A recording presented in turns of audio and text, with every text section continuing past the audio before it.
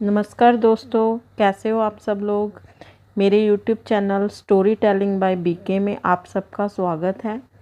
तो फ्रेंड्स, आज की जो कहानी है बहुत ही रोचक होने वाली है। ज़रूर पूरी कहानी को सुनकर जाना, और अगर कहानी अच्छी लगे तो मेरे चैनल को सब्सक्राइब ज़रूर करिए और लाइक, शेयर और कमेंट भी ज़रूर किया करिए कि आपको कहानी कैसी लगी।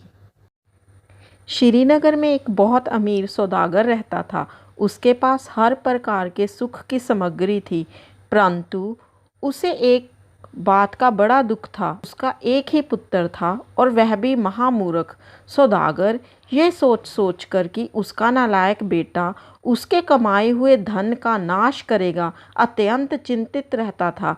परंतु सौदागर की पत्नी कुछ और ही सोचती थी। उसका ख्याल था कि उसका नालायक बेटा सुजोग पत्नी पाकर मूर्ख नहीं रह पाएगा। इसलिए वह प्रतिदिन अपने पति सौदागर से कहती, बेटा बड़ा हो गया है, इसका विवाह करना चाहिए, जिससे हम भी घर में एक बहू लाकर अपने जीवन के शेष दिन सुख से बिता सकें। सौदागर उत्तर में कहता, विवाह करना तो ठीक है, पर क्यों किसी अबला को इस मूर्ख के पल्ले बांधने को कहती हो। उस बेचारी का जीवन नष्ट हो जाएगा। बेटा सुधर नहीं सकता, मूर्ख है और मूर्ख ही रहेगा भी, हमारा नाम डुबोएगा। इसलिए मुझसे इस बारे में कुछ भी ना कहा करो। परंतु पत्नी के बार बार अनुरोध करने पर वह एक दिन राजी हो गया, पर एक शर्त तय हुई। वह ये थी कि सौदागर मूर्ख बेटे को एक बार फिर से आजमाए। पत्नी ने यह शर्त स्वीकार कर ली। सौदागर ने दूसरे दिन अपने पुत्र को पास बुलाकर कहा, बेटा यह लो 3 पैसे, इनको लेकर बाजार जाओ। 1 पैसे में अपने लिए कुछ चबाने को ले लो, दूसरे को पानी में डाल दो, तीसरे पैसे से 5 चीज़ें मोल लो, कुछ खाने की, कुछ पीने की, कुछ चबाने की, कुछ बाग में बोने की और कुछ गाय को खिलाने के लिए। सौदागर का पुत्र 3 पैसे लेकर बाजार गया। पहले पैसे में अपने लिए कुछ खाने की चीज़ें ली और नदी की ओर चल दिया। नदी पर पहुंचकर वह सोचने लगा कि पैसा तो काम की चीज़ है, मैं इसे नदी में क्यों फेंक दूं, पर पिता की आज्ञा को भी तो मानना ही है। ये सोचते सोचते उसने ना तो नदी में पैसा ही फेंका और ना यह सोच सका कि क्या किया जाए। वह वहीं नदी किनारे बुत की तरह खड़ा हो गया। इतने में वहां एक नवयुवती आई। उसने जब सौदागर के पुत्र को इस प्रकार देखा तो पास आकर बोली, आप क्या सोच रहे हैं। सौदागर के पुत्र ने सारी बात कह सुनाई तो वह बोली, पैसा नदी में फेंकना मूर्खता है, ये तो पास रखने की चीज़ है, और 1 पैसे में 5 चीज़ें मोल लेने की तुम्हारे पिता का अर्थ है कि तुम एक तरबूज मोल ले लो, उसमें ही 5 चीज़ें हैं। यह नवयुवती वहां के लोहार की बुद्धिमान बेटी थी। सौदागर पुत्र ने उसकी बात मान ली। वह बाजार से एक तरबूज मोल लेकर घर गया और उसे अपने पिता के सामने रखा। उसका पिता यह देख हैरान हुआ कि उसका मूर्ख पुत्र एकदम बुद्धिमान कैसे हो गया। इस पर उसने उससे पूछा, बेटा सच बताओ, तुम्हें यह वस्तु मोल लेने में किसने मदद की। यह तो तुम्हारी बुद्धि से बाहर है। बेटे ने झट से सारी बात कह दी। सौदागर ने लोहार की लड़की की बुद्धिमत्ता की दात दी और मन में निश्चय कर लिया कि यदि बेटे का विवाह करना ही है तो इसी लड़की से होना चाहिए। उसने यह बात अपनी पत्नी से भी कह दी। उसे भी यह बात बहुत पसंद आई। दिन बीतते गए। एक दिन सौदागर लोहार के घर इस ख्याल से गया कि उसकी लड़की से बेटे के विवाह की बात पक्की कर दे, परंतु उस समय ना तो लोहार ही घर में मौजूद था और ना ही उसकी पत्नी ही। लोहार की बेटी ने धनवान मेहमान का आदर सत्कार किया और चाय बनाई। सौदागर ने चाय का प्याला पीते हुए कहा, बेटी तुम्हारे माता पिता कहाँ गए हैं। चतुर बालिका ने कहा, मेरे पिताजी तो बाजार एक कौड़ी का हीरा मोल लेने और माताजी एक घर कुछ बातें बेचने गई हैं। सौदागर ने लाख कोशिश की कि इस बात को समझ ले, पर समझ ना सका। सो उसने फिर कहा, बेटी मैं तुम्हारा बातें नहीं समझ सका। कृपया करके मुझे समझा दो। ये सुनकर वह बोली, मेरे पिताजी तो दिए के लिए एक कौड़ी का तेल लाने गए हैं। मेरे माताजी किसी का विवाह निश्चित करने के लिए गई हैं। वही इसका अर्थ है। इतनी देर में लोहार उसकी पत्नी भी आ गई। सौदागर ने उसको अपने आने का कारण कह सुनाया। वह इस बात को मान गए और मूर्ख सौदागर के पुत्र का विवाह चतुर लोहार पुत्री से होना पक्का हो गया। दूसरे दिन ही सारे शहर में यह खबर फैल गई कि सौदागर अपने पुत्र का विवाह एक लोहार की पुत्री से करने जा रहा है। शहर में तरह तरह की बातें होने लगी।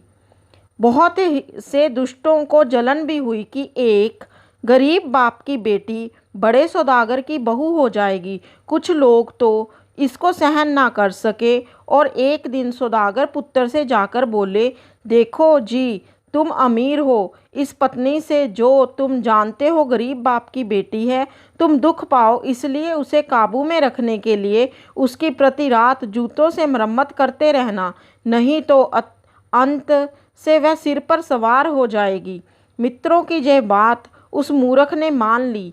जब इस बात का पता लोहार को चला तो उसने अपनी पुत्री को इस बात पर मजबूर करना चाहा कि वह ऐसे मूर्ख से विवाह ना करे, पर उसने कहा, मैं विवाह करूंगी और इसी सौदागर पुत्र से ही विवाह करूंगी।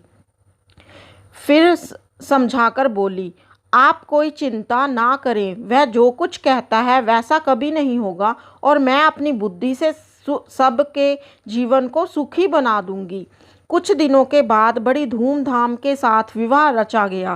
पहली रात को ही मूर्ख सौदागर पुत्र ने अपने दुष्ट मित्रों की शिक्षा पर चलने के जूता उठा लिया और ये सोचकर कि उसकी पत्नी सोई हुई है, उसने उसको जूतों से मारने की कोशिश की, पर उसने हाथ पकड़ते हुए कहा, देवता, सुहागरात को ऐसा नहीं होना चाहिए, ये बुरी बात है।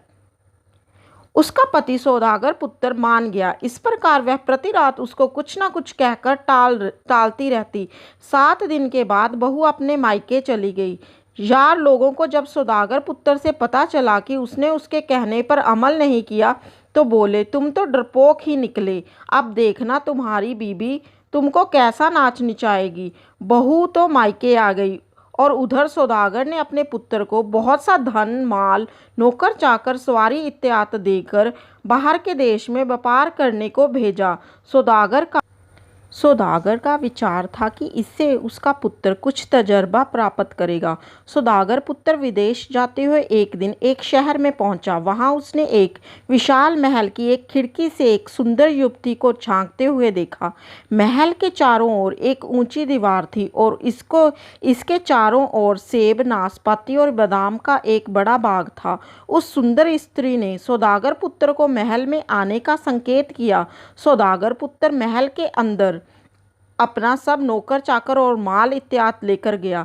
कुछ मीठी मीठी बातें करने के बाद युवती ने उससे नर्द कश्मीर में एक विशेष प्रकार का शतरंज खेलने को कहा। उसने खेलना स्वीकार कर लिया, पर सौदागर पुत्र शतरंज खेलना तो जानता ही ना था और वह युवती इसमें माहिर थी। कुछ ही खेलों के बाद सौदागर पुत्र अपना सब कुछ और अपने आप को भी हार गया।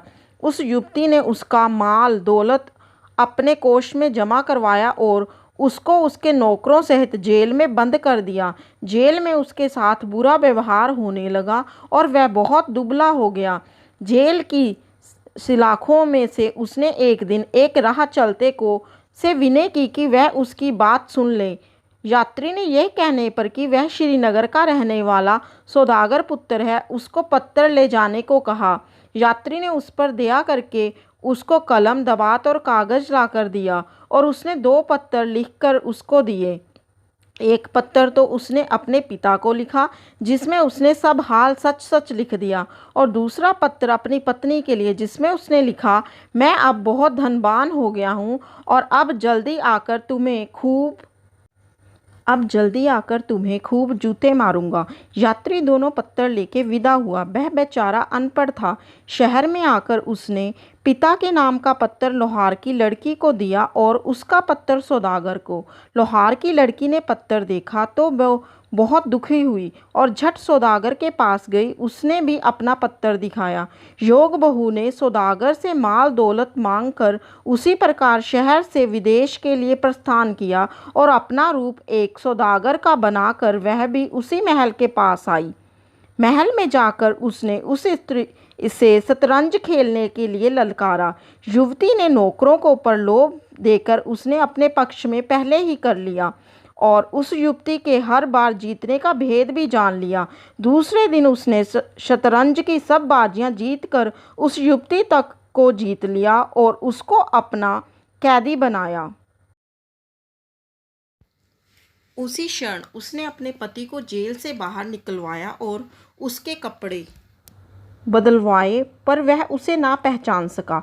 अगले दिन लोहार पुत्री ने अपने शहर के लिए प्रस्थान किया। उसे हारी हुई युवती का सब माल वह ऊँटों और घोड़ों पर लाद लिया और अपने पति के जेल की पोशाक को एक संदूक में बंद करवाकर उसको अपने पास ही रख लिया। शहर से बाहर पहुँचते ही उसने अपने पति को सब माल लेकर घर जाने को कहा और बोली, आप घर जाइए और मैं भी जल्दी ही आपसे मिलने आता हूँ।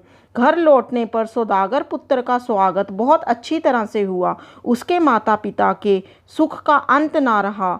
कुछ समय के बाद उसकी पत्नी भी वहां आई। मूर्ख सौदागर पुत्र ये सोचकर कि वह अब बहुत मालदार है, एकदम से उठा, अपने पांव से जूता उतारा और अपनी पत्नी को पीटने पर उतारू हुआ। उसकी पत्नी ने उसके जेल की निशानी कपड़ों का संदूक जो साथ लाई थी मंगवाई। उसने उसका ढक्कन खोलकर वह कपड़े निकालकर उसको दिखाए, पर मुंह से कुछ ना कहा।